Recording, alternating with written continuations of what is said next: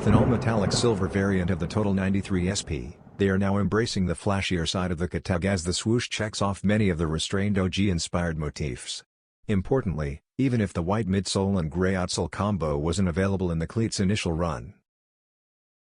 This moves closer to the lifestyle tooling's silver, black, red debut colorway, preserving the original vibe.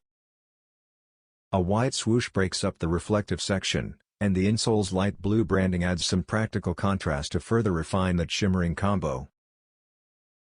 This kind of retailer photos of the Nike Total 93 SP suggests that it will be released anytime between the July to September fall shopping season.